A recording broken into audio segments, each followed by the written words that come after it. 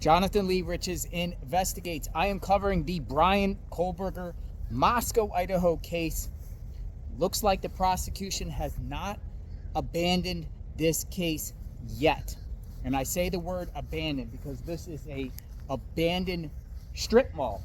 And it reminds me of the Bryan Kohberger case. When I say abandon the case, I'm wondering if the prosecution is going to submit to what the defense wants and work a plea deal out with Bryan Kohberger's defense, particularly William Thompson, the lead prosecutor in this case. He'll be 67 years old this fall. He is up for re-election next year. I'm just wondering if he's going to abandon the case and kick the can down the road, pass the buck along. Look at this. Look at this shot. Kohberger case. Look at this mannequin just standing there, and he wants to know, the mannequin wants to know what's going on with the Bryan Kohberger case, just like all of us, the gag order in place. Or is the Bryan Kohberger case going to be Christmas for all the victims in the community when they get a conviction out of him? Look at this old abandoned, look at cat food. Got cat food here. Must have cats around here. But I do fear the prosecution is going to abandon this case and work some complete. Oh, one more. There goes. See, there goes a cat running away, and there must be cats around here. Must be cats. Abandoned cats. Or that cat just ran away.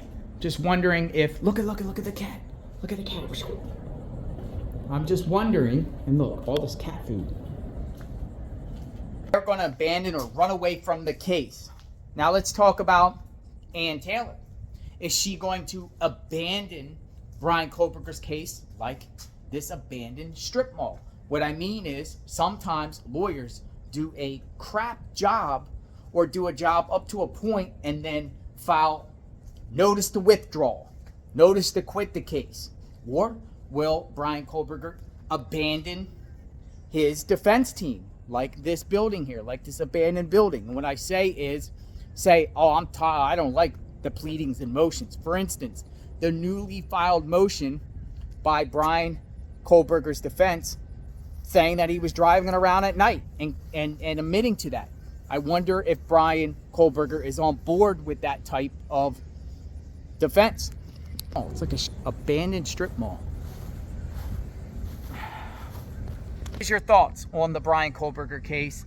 I've been reading your comments. A lot of you guys are not so sure how this case is going to go.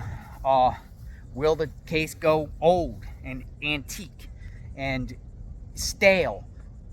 Years from now, we'll have a resolution, and everything at that stage. Sometimes the defense likes to push the case farther, or even the prosecution, but at this time Kohberger wants to do his speedy trial rights, right?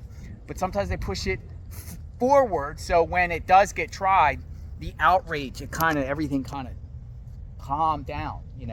I've been through that process before. The lawyer sometimes says ride it out for a while.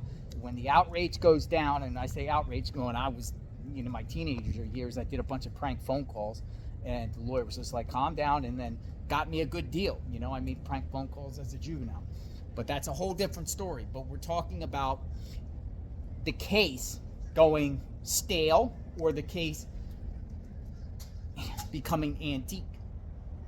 That's what we're talking about. But I am out here in the field. I thought this was an interesting spot. Look at all this. Old mall. Antique. Will the case go antique? The Bryan Kohberger case remains to be seen.